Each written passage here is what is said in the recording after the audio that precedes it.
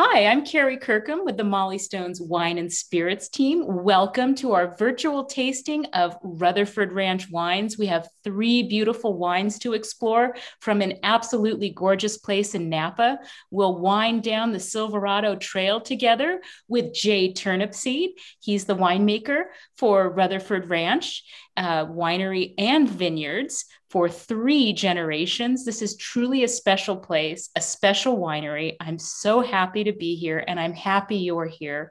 So, Jay, please tell us about this fantastic lineup we have today. Absolutely. Well, thank you very much, Carrie. I really appreciate it. It's nice to see you and talk to you again. And a special thanks to Mollie Stones for putting this on for us because we're super excited to be here. It's great to be able to talk to all of you and share with you what it is that we do. So just a little bit about who we are, just so that you can have an understanding of, what this business is.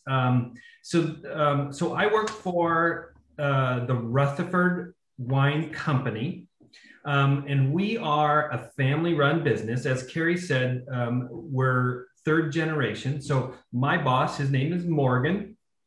Morgan's grandfather started this business in the 1930s, growing raisins and table grapes in the southern San Joaquin Valley here in California.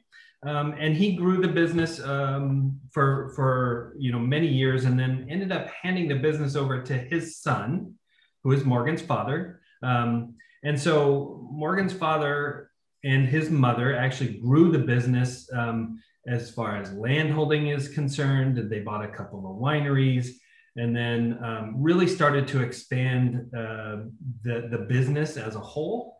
And in the 1980s, a couple of cool things happened. They bought some land here in Napa Valley. And so there's a vineyard that's just a half mile up the street from the winery where I'm at now. And we're still farming that land today. They ended up buying the winery where I work right now in the year 2000. So here's the timeline. Hopefully you can all see this. But this winery where my office is on the Silverado Trail. We're in Rutherford, which is a very, very special place to grow Cabernet. And we'll talk about that in a little bit. But this winery was actually started as a winery called Round Hill Cellars.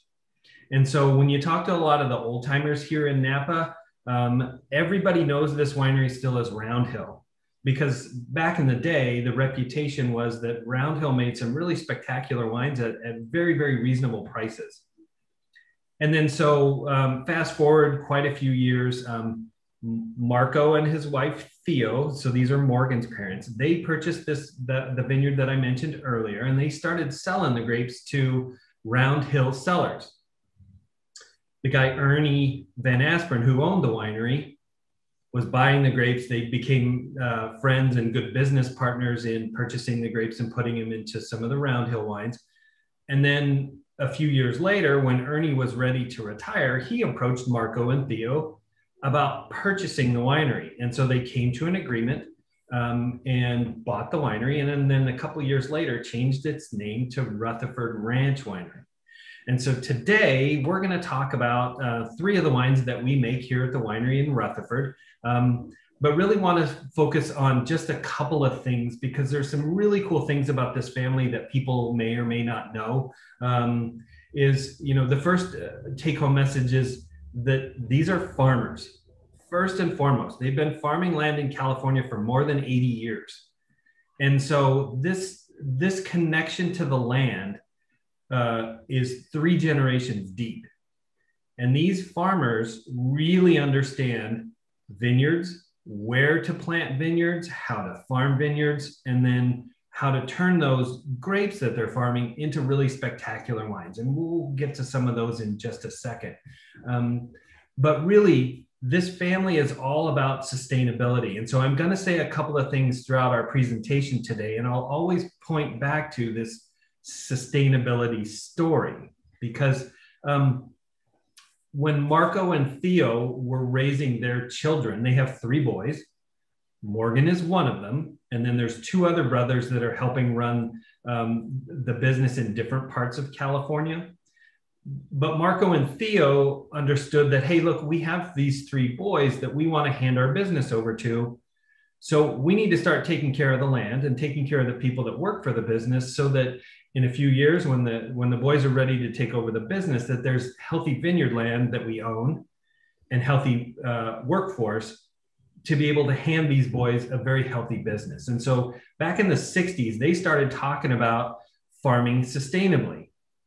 Some of the things that they were doing are actually pretty cool, and they were really cutting edge at the time, long before organic certification was a thing, before sustainability was really used as a marketing tool. They were doing things like reducing the use of pesticides by raising ladybugs. As you all know or may know, ladybugs are a natural predator. And so they have an insectary where they raise ladybugs and then release them into their vineyards to help cut down on the use of pesticides. You know, and back in the 60s, that was pretty revolutionary.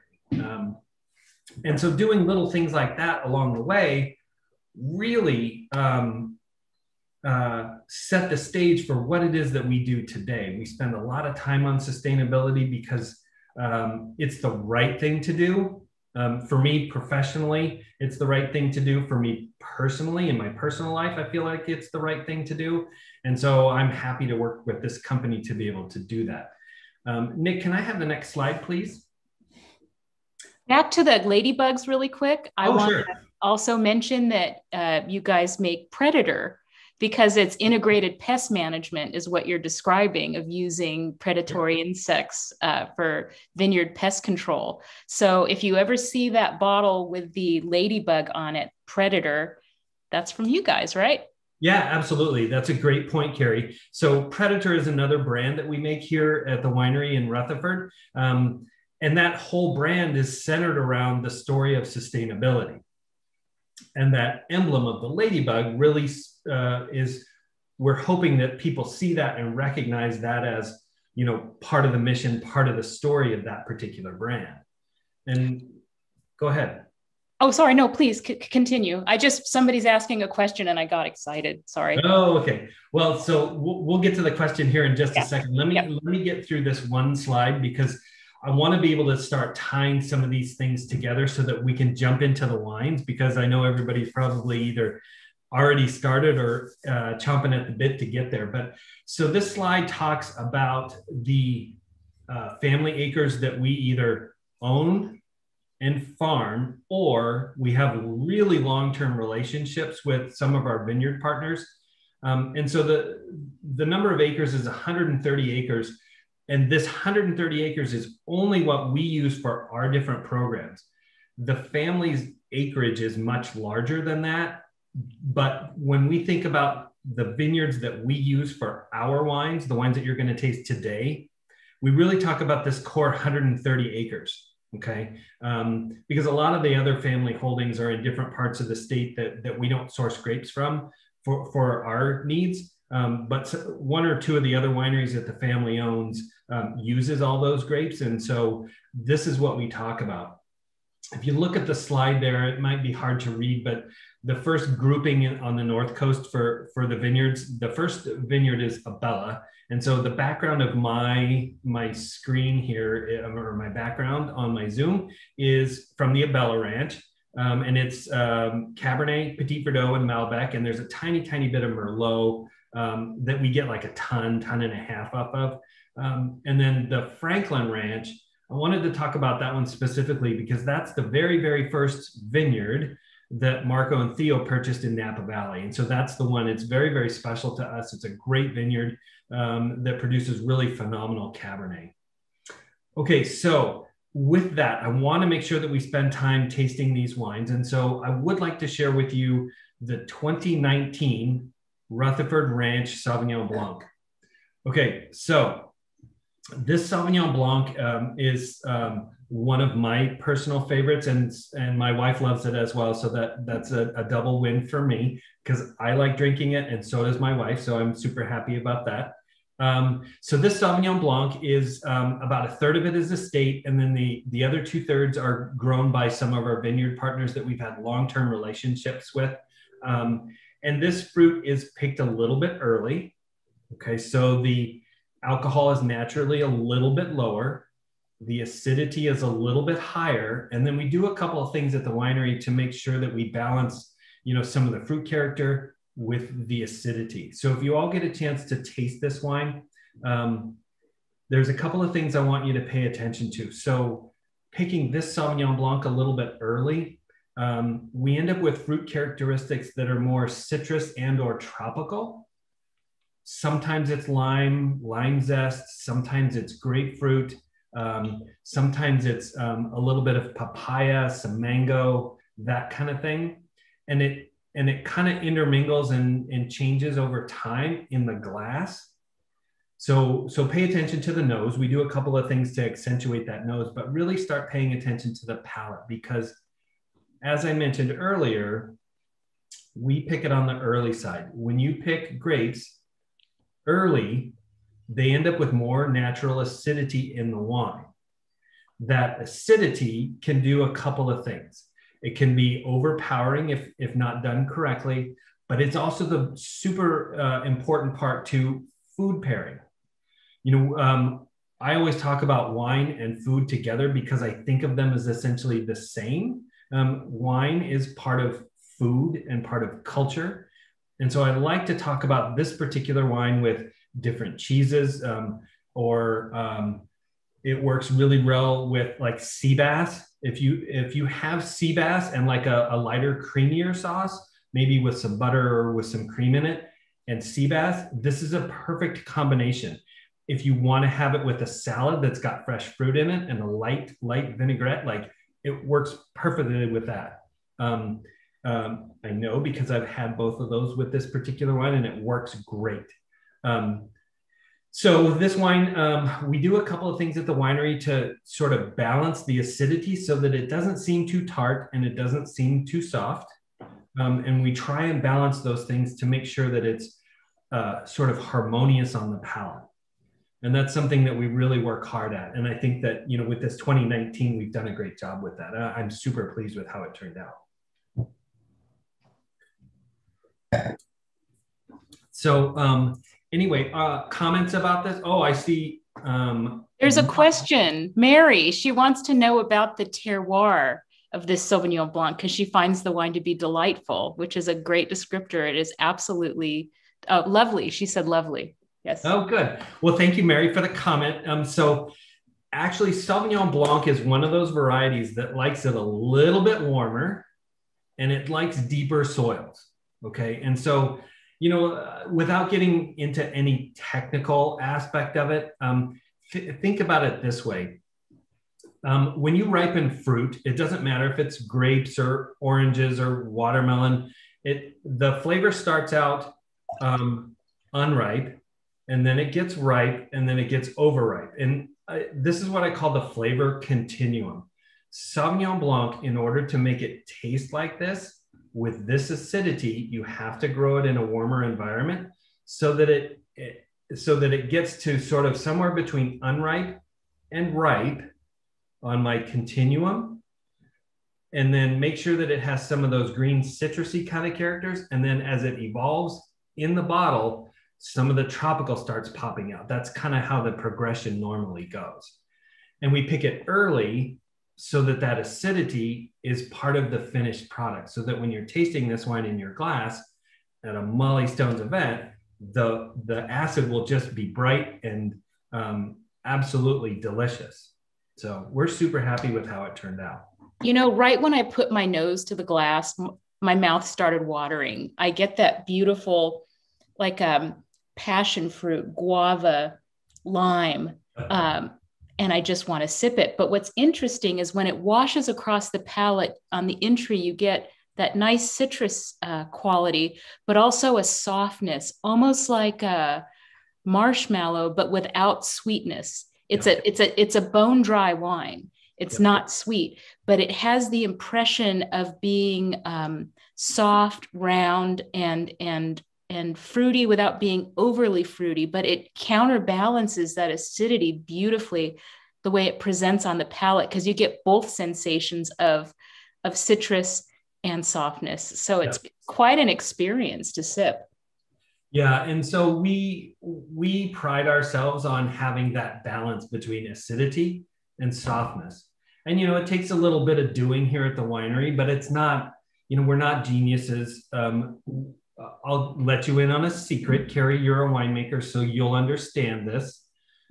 So when we press the Sauvignon Blanc grapes, we put them in the tank and we let the juice lees settle out. Most wineries will try and turn that around between 6 and 24 hours, where they let the juice lees settle. It's just the particulate matter left over from the pulp and the seeds and the skin as that gross lees. Yeah.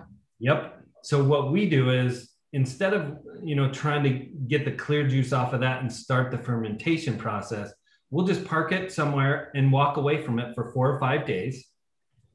Let a little bit of this contact between the juice and the lees do its thing, because there's enzymatic activity that's happening inside that lees, which takes a little bit of time. And what ends up happening is you release more flavor compounds, aroma compounds, and some tactile things in the mouth that make it seem soft and creamy without doing anything. So we just park it in the corner, walk away for 3 or 4 days, and then come back and start the process. It's super simple, but that's what makes it so vibrant from the nose standpoint. So when you stick your nose in there, you can really get it to start, activating, your senses. It makes it more flavorful and it makes it creamier on the palate without doing anything else to it. Nice. So that's a secret. Nobody write that down, right? Because that's our little secret. Oh, brilliant. It's absolutely brilliant winemaking. And you're doing it right. You're doing it thoughtfully, because it also supports the fruit. Yep. And it's a reflection of the place. Yep. Yeah. And so that's why we're super happy with it. We don't run this through malolactic, so it doesn't get that malolactic conversion, so no buttery character potentially popping out. And it doesn't see any oak, because we want people to show, or we want to show people this comes from great vineyards. And this is what these vineyards are capable of. And so that's just a pure expression of what it was like in the field on the day that we picked it. Very interesting. Yeah, it's gorgeous. One thing I wanted to mention with potential pairings, I thought Cypress Grove Purple Haze would go really well with this. It's a goat cheese, and it has fennel pollen and lavender on it, which I think would play beautifully with the tropical qualities of the wine. And also there's another goat cheese called Sofis de Capra that has a marshmallow-like quality that would just dance gorgeously with this wine in particular. So that would be Sofis de Capra. Do look for that goat cheese. We have an amazing cheese program at Mollie Stone's, and I'll talk about that later towards the end, but we're very culinary driven at Mollie's. So it's not all about wine. It's also about what you enjoy with the wines, the full experience. So yeah, goat cheese and Sauvignon Blanc are always just a magical pairing. So that's a great suggestion, Carrie. Yeah. All right, cool. Okay, so shall we move on to Chardonnay?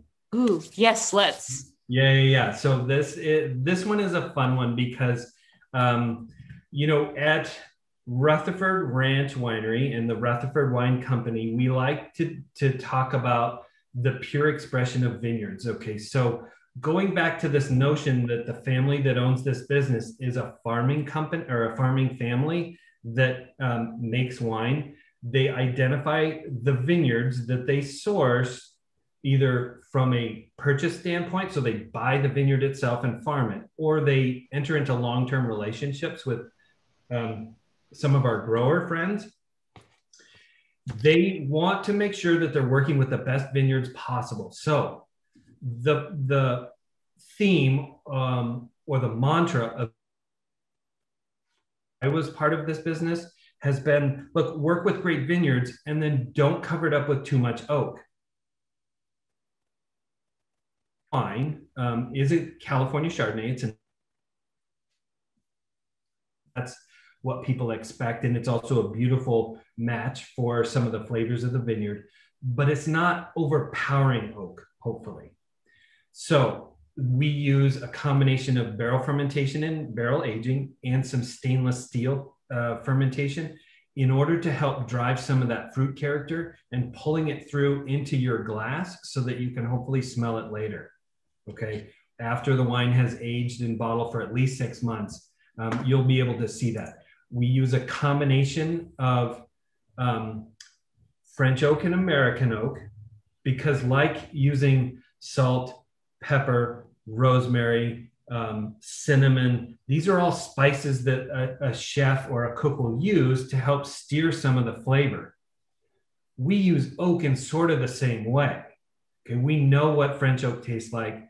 We know what American oak tastes like. We know what French oak tastes like: medium toasted, heavy toasted, light toasted, and same thing with American oak. And so we use those things in a bunch of different combinations to help us dial in exactly what we want it to taste like. So this wine is probably 95 or 98% estate fruit. So it's grown on our ranch in Carneros, which is in the southern part of Napa, if you know where that is. We have 8 different vineyard blocks out there that have different clone, rootstock, and trellis types to give us different options in the field to be able to select when something is ripe or when it's not. We'll pick it when it's ready, bring it into the winery, and decide based on what the fruit tastes like in the field, does this go to barrel or does this stay in tank?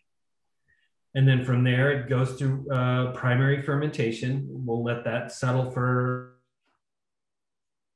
inoculate it with malolactic bacteria. But this wine is very, very, it's got a nice acid backbone to it because we want to make sure that people understand that this is a food-friendly wine.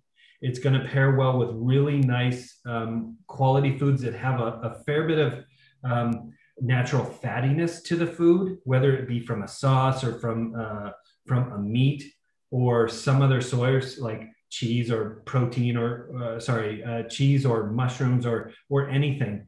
You need that acidity to sort of balance out some of the fattiness of the foods to make it balanced in the palate. Erica, thank you for your comment. Erica said that this wine is really balanced, so thank you. I appreciate that. We work very hard for that. But this wine, when I smell it, there is some oak there, and it's a combination of a hint of toasty oak. And then that when you lightly toast oak, sometimes you get this fresh bread crust kind of character. And those two things in combination, along with a little bit of vanilla or caramel that sometimes pops through, sometimes butterscotch, those things to me are very oak driven. They're perfect for a California Chardonnay, and especially in the quantities that are in here. I think it's a beautiful pairing between fruit and oak, and that's really what we're driving at. Jay, my computer stuttered a little bit when you were talking about malolactic fermentation. What is the malolactic percentage of this wine, would you say? So, Carrie, that's a great question. So we inoculate all of it for malolactic conversion. So we're trying to encourage it to always go completely through. So all of the malic is converted to lactic and none left. Now, here's the caveat to that. We don't pull out a big hammer and try and force a wine or a single barrel to go through. If it doesn't want to go and finish the fermentation, we're not going to go in and try and, arm wrestle it to make it do its thing. We will encourage it to finish ML, but if it doesn't, that's okay. We're kind of a hands-off kind of winery. We don't like to muscle our wines in any way because it's my personal opinion that the more you sort of roughly handle your wines, you'll lose some of the character in the finished product when the consumer gets a chance to see it. So if a couple of barrels don't go through, I'm fine with that. That is really a nice thing because some wines, I call it too much makeup. It has too much winemaker intervention. It has too much makeup, or there's just too much not quite right. So your wines are a natural beauty. You let them guide you, which is fantastic. That's a great approach because it really comes across in the glass as not a chemistry experiment. It's a well-crafted wine. You did it right. I apologize to Jim. I did not have the Q&A open. He mentioned back on the Sauvignon Blanc, I hate to back up, but can you contrast your Sauvignon Blanc to the French and New Zealand style? Where do you say it would fall in between those two styles? No, great question, Jim. Yeah, I missed that too. I apologize for that. Sorry, Jim. So here's the thing. So New Zealand tends to be stylistically more on the, so if you go back to my fruit ripening continuum, they're on the very, very low end of that. And so, when you have Sauvignon Blanc or even Cabernet Sauvignon or Cabernet Franc or Merlot, those are all grapes that are genetically related. All of those have some green vegetative smells and flavors in the fruit when it's really unripe. With Sauvignon Blanc, if you pick it, closer to that unripe phase, some of that's going to show through. In New Zealand, it shows through as a couple of different things. It can be bell pepper, it can be grassy, it can be boxwood, or some people call that, the cat pea character. All of those things are very much related when it comes to fruit ripeness. Now, what we do is we let a little bit of light into the canopy, and then we're out there tasting the fruit every other day with Sauvignon Blanc to make sure that we don't get any of that bell pepper character. As soon as we taste that character is gone in all of the fruit, that's when we pick it. Now, by contrast, the French wines from Sancerre and the west coast of France, like those wines are a little bit riper than us. So on my flavor continuum, at the bottom is where the grassy and the bell pepper are. A little bit higher up is where the lime and the citrus and the grapefruit come in. And then just slightly beyond that is the tropical. But if you wait a little bit longer on this continuum and leave the fruit out there to ripen a tiny bit more, then you start to enter some of the green apple characteristics. And that's where I think that you'll find more of the Loire type wines, Sancerre, like they're just a tiny bit higher up the flavor continuum, if you will, than we are. So Jim, I hope that answers the question. If you were to keep all things constant other than that, that's kind of the difference between, our wine in New Zealand and, French wines. So hopefully that worked. And then one thing I want to bring up is please ask us questions. We're here for you. We're all having wine together. So please chime in anytime you want and ask questions, because that makes it more fun, in my opinion. So please ask away. So back to the Chardonnay. I'm very sorry to get distracted, but let's go back to the Chardonnay. If anybody has questions about the Chardonnay, and I'm sure you have more tales to tell, Jay, about sure. the beautiful Chardonnay. Yeah. So one of the things that makes this wine creamy in the mid palate, it's got that natural acidity that we talked about earlier. So in order to make this one seem a little softer and rounder on the palate, we do barrel age at least 50% of this wine, and we stir the lees. So what that does, so lees, without getting technical, lees is essentially all the little leftover particles from the grapes that are left behind from sort of racking the wine off of its juice. And then the yeast that do the fermentation for us, they settle to the bottom. When you stir all that stuff up every 2 weeks during malolactic, and then every 6 weeks after that, what ends up happening is these lees kind of break down and they release compounds into the wine that to your palate seems soft and creamy and round. It's not sugar. It's not anything other than just some of these fatty acids that make it seem just super soft on your palate. And so that's a process that we do intentionally. It's very, very labor intensive because we have to go through and unstack all the barrels and then stir each individual barrel and then clean it up and then put it back. And so it's hard to do from a sort of processing standpoint because it gets in the way and unstacking barrels. We have a lot of barrels, so it's kind of a challenge to work around that, but it's worth every single effort that we put into that because it helps support the acidity and makes the wine seem more balanced on the palate. So hopefully that does show through to all of you. And this is a delicious glass of wine. It can go with roasted chicken. It can, go with I've seen people pair this Chardonnay with a pork chop, as long as it doesn't have like a sweet chutney that goes with it, or some people have used like some herbs and spices. As long as it's not overpowering, it can go well with pork. Which is, it sounds really strange, but try it because it's kind of cool. And then all kinds of other stuff. I mean, different cheeses. For this, I would probably pick a drier cheese. Something that has less fatty character, but is just rich and a little bit salty. Like, that's kind of how I think about this Chardonnay. I don't know, Carrie, what do you think? I was thinking of Marin French Camembert, but also Mary, who's watching right now, is enjoying this with a truffle brie. And she said it's lovely with truffle brie. But back to pork, I think it would be beautiful with a pork chop, just a very simple salt and pepper pork chop. Yep. I wouldn't pair anything too rich because this isn't like a California Chardonnay. It really straddles the line between Burgundian style and California style. It has that beautiful fruitiness and toastiness, but it also is a little restrained. It has some minerality and balance. It's dry, it's elegant. Again, it's another natural beauty, which I love to see in my California Chardonnays. Yeah, me too. Me too. Okay, so anything else about Chardonnay, or do you want to move on to Reserve Cab? Because this one's kind of special. I don't,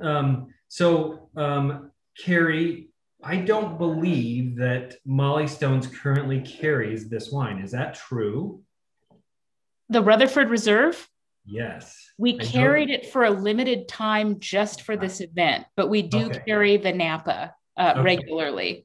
Yeah. Okay. So the reserve wine that we have here in front of you is not something that is in that many retail locations. A lot of times, you can find it in places. It's not terribly rare. We make like 2,500 cases of that, and for national distribution throughout the entire country, which isn't a whole lot when you think about that. But this wine is really something that's super special because, again, going back to the farming family notion, this family has identified some really wonderful pieces of land here in Rutherford, which is the place to grow Cabernet in Napa Valley. It's the beautiful combination of the soils and the climate. For those of you that know Mark mentioned to me earlier that Rutherford dust. And so this notion that, the soils here produce tannin in the wine that make a lot of people think about Rutherford dust and being part of this very special place, even within the specialness of Napa Valley. Rutherford is really a wonderful place to grow Cabernet. And this is a great example. To me, again, I'm a Cabernet purist. When I smell this wine, it has little bits of oak kind of hiding in the background, and that's by design. And then all of the cassis and the currant and the dark cherries really start flowing. It's framed up beautifully with a little bit of some of the sweet oak vanilla character that we work hard to get. And there's a tiny bit of toastiness to the oak that kind of pops through here and there, but it's really a background note. And so that's also by design. We want people to know that this is Rutherford Napa Cab. It doesn't say Rutherford on the label, but it's like 98% Rutherford. And so it comes from, the backbone of this wine comes from two vineyards. It's the one behind me in this picture, Abella, and then it's the one that's half a mile up the road, Franklin. And then we pick and choose a couple of others to sort of balance it out to make sure that, vintage by vintage, the mouthfeel is full and rich and round, but still carries that big tannic backbone that people know from Rutherford dust and Rutherford Napa Valley grape growing. So I couldn't be happier with this wine. It turned out beautifully. It's very well structured without being too grippy and too dry. And Carrie and I were talking about it earlier, sort of winemaker to winemaker, that these tannins are soft and you can drink the wine now and pair it with food now. But if you are patient and you wait 5, 6, 7, 8 years, this wine is still going to be very fruit driven with a nice firm tannin grip all the way through the end of its life. And so I have a bunch of this wine sitting in my house that I'm patiently waiting. Carrie and I decided we're going to get together in 10 years and retaste this wine so that we can see what it's like and see if I'm right. Yes. So I will remember. This is a very memorable wine. Yeah, so I'm super happy about it because this is quintessential Napa Valley Rutherford Cab. Like that fruit character just drives through. The tannin profile is perfect for the message that we're trying to share with people. I'd like to correct you. It's quintessential Rutherford Cab as it should be. It isn't always this way, but this is as it should be. Yeah, I agree. Thank you for correcting it because that's 100% right. Sorry. God, that is beautiful. Again, withdrawing from, like I mentioned, Burgundy with the Chardonnay. I'm going to bring up another B word, is Bordeaux. Yeah. And I know you guys grow several Bordeaux varietals. So, yeah, so the Franklin Ranch is 100% Cabernet. And that provides sort of the soft, creamy texture to the tannins. The Abella Ranch here behind me provides a little bit more structure. And here at Abella, we grow Cabernet, Petit Verdot, and Malbec. This blend has a tiny bit of Petit Syrah in it because Petit Syrah brings in this little floral pop. It brings color and it brings tannin and structure. And 3% was what it ended up working out to be from a taste standpoint. And it really just kind of lifts a lot of the fruit without providing too much structure because Petit Syrah can be very, very tannic.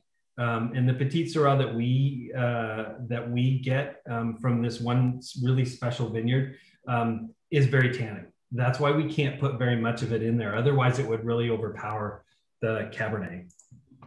No, but it provides beautiful structure. Beautiful structure. And Petit Syrah is known for the thick skin, the beautiful color. So it adds this great, well, look at that. It's just absolutely beautiful. Erica mentions that it's so delicious and the nose is amazing. Totally agree. This is aromatherapy. And this is the difficult thing about being a wine professional that my winemaking mentor said, you know what, you need to taste wine and not drink it.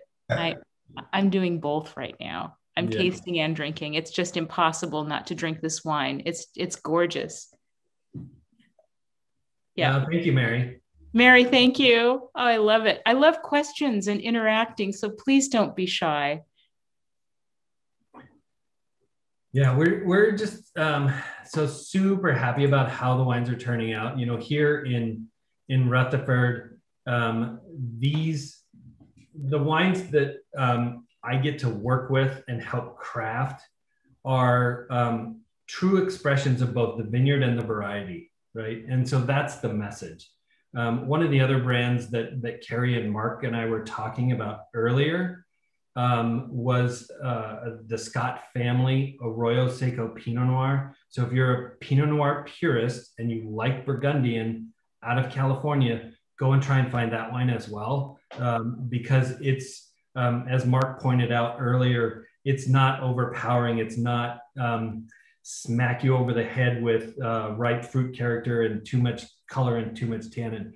It's light, delicate, pretty Pinot Noir. So think about that one as well, because it's absolutely delicious and it's a great price too. And it's Dijon clones, right? It is Dijon clones, 667 and 777. I love those. There's beautiful fruitiness in those in those particular clones, and they do so well in California. Yep.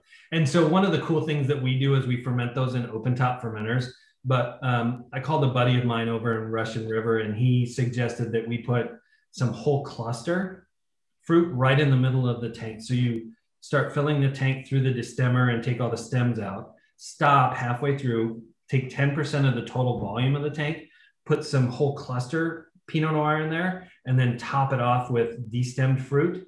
So taking all the stems out again, and then punching it down. The stems are protected from the punch down device so that they don't get damaged and release a bunch of astringency. But you get a lot of this herbal floral character that kind of pops through that to me is quintessential Pinot. What a great balance to do whole cluster and berry. That is very interesting. Yeah. So again, that's a winemaking secret. Don't share that with everybody. Shh, everybody, don't talk about it. Yeah. What would a French wine snob say about your cab? Ooh, I don't know. Okay, so here's the thing. It's not what a lot of other people are doing with Cabernet in this valley and making it super ripe and super extracted. It is extracted for sure. There's a lot going on the palate, but it's not over the top. It's more balanced. And so I think that they would appreciate it more than some of the others out there that are really big, dense, super, super chewy, and super ripe. Okay, back to my ripening continuum. So we talked about unripe, we talked about ripe, and then we talked about overripe. And so overripe can be a whole bunch of different things depending upon who's using the terminology. Overripe to me is different than it might be to you, Carrie, or to some of the people on our video here today. But then there's raisin, okay? And so raisin is still part of the continuum. And there's a lot of super ripe Cabernets out there that are bordering on that overripe character. That's not who we are. Not that there's anything wrong with those wines. I'm not bashing them in any way. It's just stylistically different than what we're doing. And so a lot of California wines are leaning that way because that's what a lot of winemakers are doing. We're trying to stay pure to the fruit to show the expression of Cabernet. Once you get too ripe and too far up the ripeness continuum, you lose some of that Cabernet character. Remember, Cabernet Sauvignon and Sauvignon Blanc are very much related. Cabernet is the child of Sauvignon Blanc and Cabernet Franc, right? Genetically. Sauvignon Blanc has a lot of those bell pepper and grassy characters. So does Cabernet. So you have to wait for the Cabernet to get ripe enough so that some of that goes away. If you wait for all of it to go away, you're already into that overripe category. And then you lose some of the other characteristics that say, hey, this is Cabernet, you know? And so that's what we're trying to balance. And you've done that beautifully. There were two things that tell me that this was picked at the right time. Alcohol content. So this is 14.5% alcohol. That is completely reasonable for a Napa Cab. The other thing is the fruit tastes like fresh fruit, not like stewed or cooked fruit. I get very fresh plum, fresh blackberry, not jammy. So those are the two things that I look for to give me sort of forensic clues on how this wine was made and how it was grown.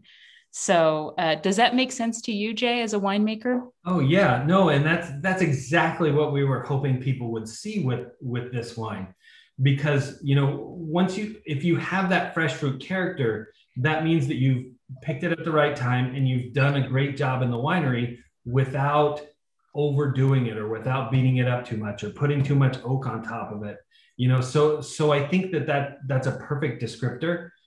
If you let it get a little bit riper out there in the field, you might have a little bit less of that herbaceous character, but I think that's part of Cabernet. And that's what Cabernet should be to me. And so that was the intent the whole time, to be fresh fruity instead of, you know, really, really ripe and over extracted. So John is asking, Napa Cabs seem to be fruitier than Italian or French. Is that just a preference or the nature of the fruit, or maybe where it's grown? So that is purely a vineyard thing.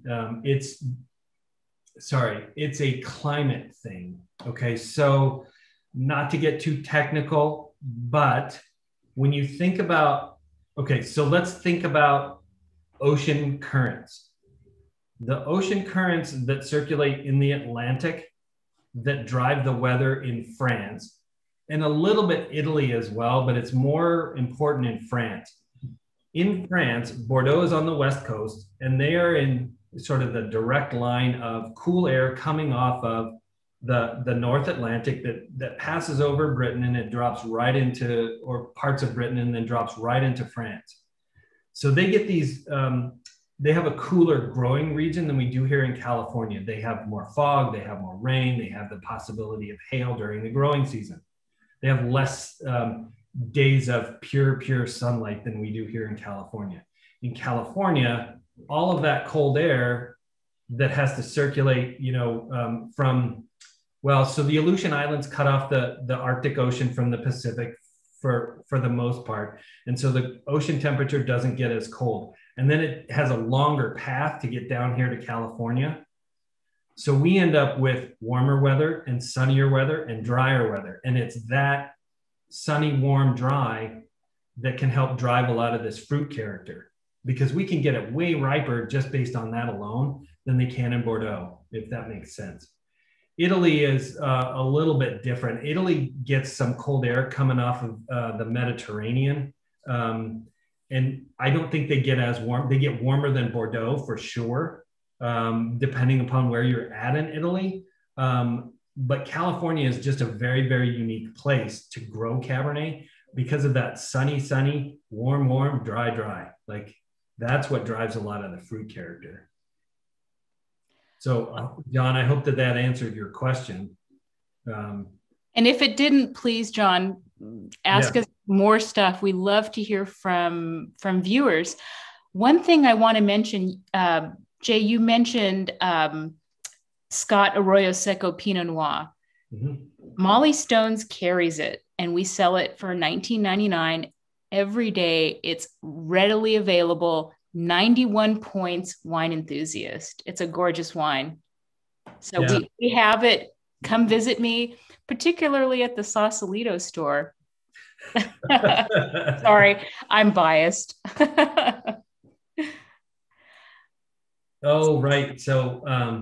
So everybody, Ray Drake, who is a good friend and coworker of ours, and a great help to the Mollie Stones organization. We're now allowed to tell people that the 2018 Rutherford Ranch Napa Valley Cab, not this reserve wine, but the Napa tier, that just got 91 points from the Wine Spectator. So we're very, very proud of that. And hopefully that's gonna, tell people, hey, come and taste me, because we have plenty of wine we would like people to buy and to taste and enjoy, because it's absolutely delicious. So Jim is asking, the French concept of terroir, is it a style or versus something that results from local conditions? So the definition of terroir is sort of what the conditions are where these grapes are grown. I mean, we're talking about wine and grapes, so that's the connection. So terroir for Cabernet in Rutherford is very, very different than terroir for Cabernet in Bordeaux. Everything plays into terroir. So it's the soil, it's the climate, it's the winemaker. Winemaker has a lot of influence over, first and foremost, what day the grape gets picked, right? Go back to the flavor continuum. Like if you pick it too early or you pick it too late, you're going to end up with different results, right? So by definition, the winemaker is part of terroir. But here in California, when we talk about weather and soils, Napa Valley is a very, very special place because of that, warm and dry condition. A couple of other things that we haven't talked about is there's over 300 different soil types in Napa Valley alone. Napa Valley is only 30 miles long and 5 miles wide at its widest point. That quilt work of different soils, along with different locations within the valley, help provide differences and nuances to growing grapes and what the resulting wine is like. So the other thing is Napa Valley is so if you think of Napa Valley as a triangle, at the far end is where Calistoga is, and at the bottom end is where Napa is. Just south of Napa is the San Pablo Bay, which is an extension of the San Francisco Bay. All that cold water drives the temperatures during the day. The two mountain ranges that make up the two sides of our triangle keep the cold air in the valley. So we get warm days and cool nights. Every morning, as you all know, when you wake up in the Bay Area, it's always around 55 or 58 degrees. What is the ocean temperature during the growing season right off the coast? 55 to 58 degrees. That ocean is driving your morning temperatures. Here in Napa, the temperatures get up into the 90s and up into the low 100s. And then because of the influence of the San Pablo Bay, it drops back down. Cabernet, when it ripens, likes warm days and cool nights for color development, flavor development, and tannin development, right? So all of that plays into terroir. Bordeaux is a little bit different. It's a much larger area. It doesn't have the extreme warm temperatures that we do here. So that's a big driving factor in the terroir in Bordeaux than here. And that's just the difference. Jim, I hope that answered your question. Because it's this big nebulous thing that's kind of complicated because there's so many things that can have an influence. Some of them, move the lever a lot, and some move the lever a tiny bit to change stylistically what the wine is going to be like. So, so anyway, like we're just super happy that these wines turned out so well. And we're very, very excited to be able to work with Mollie Stones and Mark and Carrie.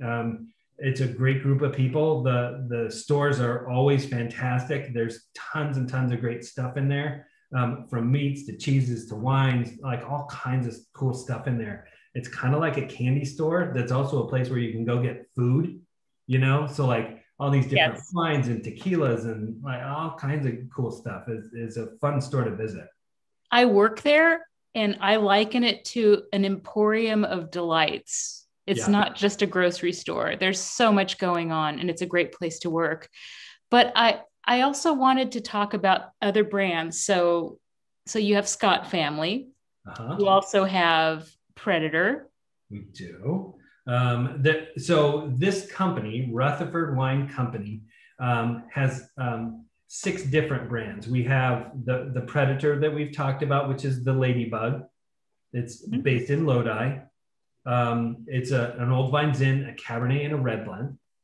The Scott Family wines are based in Arroyo Seco. So we have an Arroyo Seco Chardonnay and an Arroyo Seco Pinot. And then we do a very special bottling of a Carnero Chardonnay just for that brand. It's only a couple of 100 cases, but super delicious. We have a brand called Four Virtues. And so this is a wine that allows us as the winemaking team to pull all the rules out, right? And to get super creative. So the name, Four Virtues. So there was a wine writer a few years ago that said, look, if a wine is going to be a great wine, it has to have four very distinctive virtues, okay? And so these virtues are a distinct style and quality like no other, okay?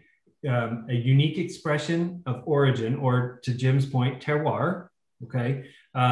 It has to be intense, but not overwhelming, or I like to think of that as balanced, okay? And then it has to be tantalizing to both the palate and the intellect.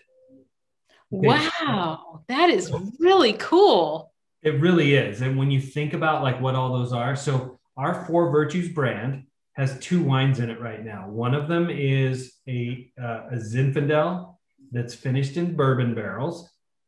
And then the other one is a Cabernet finished in bourbon barrels. So don't confuse this brand with bourbon barrel because that's not the idea.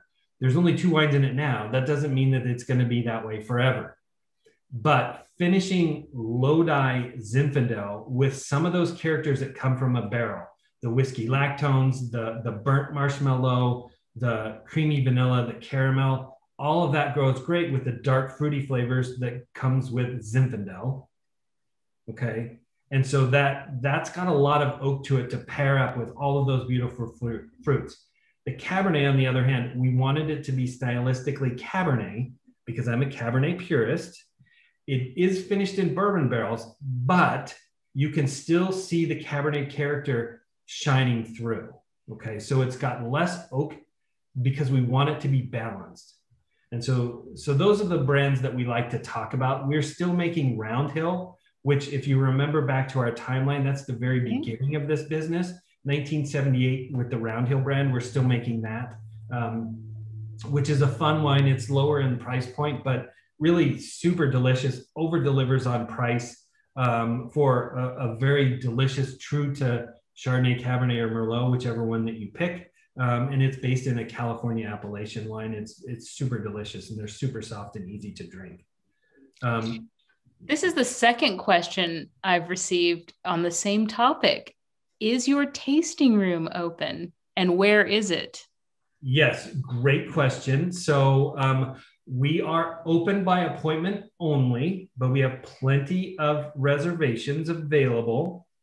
So because of COVID, we're still having to limit every tasting sessions to 1 hour. So that's why we need to have people call in advance, and we'll set you up with a 1 hour tasting.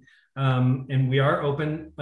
Right now it's kind of Thursday through Sunday, but if you call and you're, really nice and you ask politely, you can come on a Tuesday if you need to, that kind of thing. But come and see us. Our address, we're right on the Silverado Trail. We're at 1680 Silverado Trail South. So if you know where Quintessa is, we're kind of right across the street.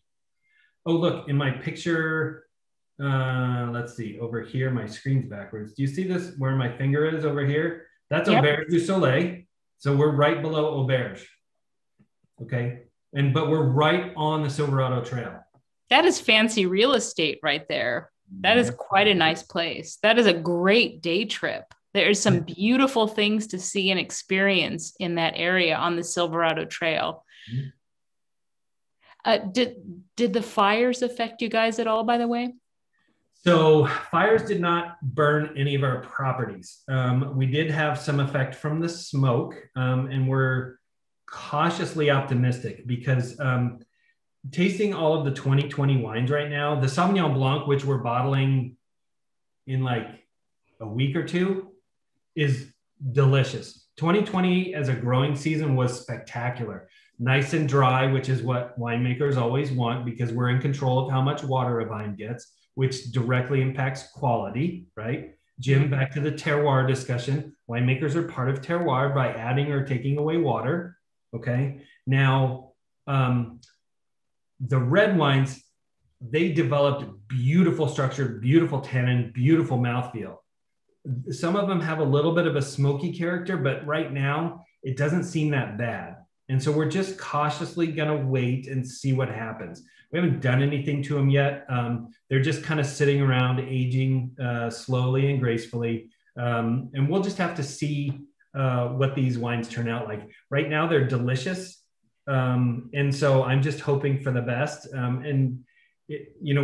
don't think we're going to make the Rutherford Ranch Reserve in 2020 because I just don't want to run the risk of doing a wine like this at, $50, essentially a $50 price point, because who knows what's going to happen in 10 years. These wines could get a little smoky 10 years later in the bottle. So I think we've decided not to do a 2020 Reserve Cab. And same thing with Merlot. We decided not to do any Merlot for 2020 for the Merlot program. So, but other than that, we're fine. 2020 was a tough year. I think people will look at that vintage and kind of shudder. I don't know. Well, when you taste our Sauvignon Blanc, hopefully that will change your mind. Because that's earlier harvest. So you harvested that before stuff really hit the fan in that area. Yes, absolutely. And so because we pick early, we're super lucky that there's no smoke in it. And it's really, really delicious. So super happy about it. Jay, thank you so much for joining us. This was a delightful tasting. I really enjoyed hearing your story and hearing how you make wine, and you're doing it the right way, which I respect and I really appreciate. One thing I do want to mention is that our viewers can buy wines at a discount, either individual bottles or the entire tasting lineup at a discount until 9 p.m. tonight. And so if you go to molliestones.com/events, and you can check out where you can buy those wines at a discount until 9 p.m. tonight. That is tonight, Thursday, March 25th. And I also want to mention next month's virtual tasting, which will feature 21 Seeds Tequila, 3 different tequilas on April 28th. That is going to be fun. These are really amazing tequilas. We can all experience it together. And I want to also mention that if you go to molliestones.com/events, and we also have cheese tastings too. So my friend, Chelsea Fiordiani, who's a certified cheese specialist, she features cheese tastings. So please visit us online and check those wonderful upcoming events out. Jay, seriously, this was a lot of fun. Thank you so much for your time. I really appreciate it. From winemaker to winemaker, I appreciate it. Yep. So cool. Well, thank you very much. And thanks to Mollie Stones as an organization for helping us do this and sharing what we do. All right. And to that, I say cheers. Cheers, everybody.